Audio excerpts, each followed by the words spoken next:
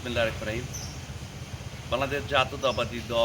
বাংলাদেশ জাতীয়তাবাদী দলের চেয়ারপারসন, গণপ্রজাতন্ত্রী বাংলাদেশ সরকারের মাননীয় প্রধানমন্ত্রী দেশনায়ক তারেক রহমানের পক্ষ থেকে আধুনিক মানিকগঞ্জ দল লক্ষ্যে যিনি অক্লান্ত পরিশ্রম করে যাচ্ছেন, আমাদের সকলের শ্রদ্ধেয় ভাজন বাংলাদেশ জাতীয়তাবাদী দল মানিকগঞ্জ জেলা শাখার বিপ্লবী আহ্বায়ক আফরোজা খানম রীতা আপার পক্ষ থেকে মানিকগঞ্জ জেলাবাসী তথা মানিকগঞ্জ পৌরবাসী সকলকে বাংলাদেশ জাতীয়তাবাদী দলের পক্ষ থেকে এবং মানিকগঞ্জ পৌরসভার সকল স্তরের জনগণকে ঈদ উল ফিতরের শুভেচ্ছা এবং অভিনন্দন জানাচ্ছি।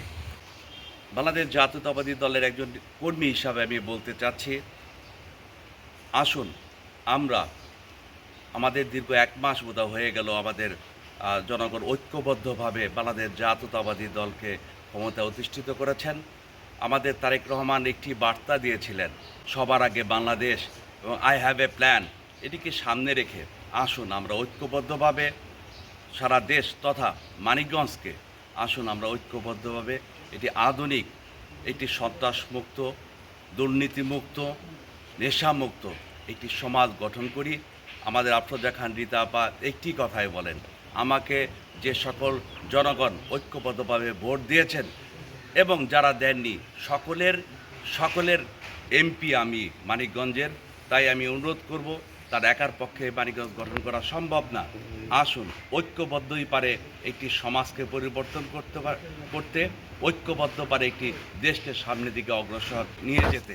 তাই আসুন আমরা ঐক্যবদ্ধভাবে আগামী আপনাদের সন্তানের ভবিষ্যতের দিকে তাকিয়ে আসুন আমরা দল বদ গোষ্ঠী সব কিছু ভেদাভেদ ভুলে গিয়ে একটি সুন্দর মানিকগঞ্জ উপহার দিই, যেখানে আমাদের আগামী প্রজন্মের সন্তানদের দিকে তাকিয়ে থেকে একটি সুন্দর মানিকগঞ্জ আমরা যদি দিতে পারি, তাহলে আমরা মনে করব এটি সফলতার দ্বারপ্রান্তে আমরা পৌঁছেছি।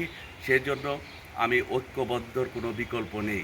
আমি একটি কথা বলতে চাই, যার কথা না বললেই নয়, আমার শ্রদ্ধেয় ভাজন, যার হাতে ধরে মানিকগঞ্জের জনগণের অত্যন্ত কাছে গিয়েছিলাম, আমার শ্রদ্ধেয় ভাজন সাবেক মন্ত্রী, মানিকগঞ্জ সাটুরিয়ার সাবেক সংসদ সদস্য এবং হরিরামপুর শিবালয়ের সাবেক সংসদ সদস্য আমার শ্রদ্ধেয় মরহুম হারুন রশিদ খান মুন্নুর আজকে আমি গভীর শ্রদ্ধাভরে স্মরণ করছি এবং তার আত্মার মাগফিরাত কামনা করছি। পাশাপাশি তার পরিবার, তার অত্যন্ত প্রিয় ভাজন, তার স্ত্রী আমাদের মাঝ থেকে চলে গেছেন।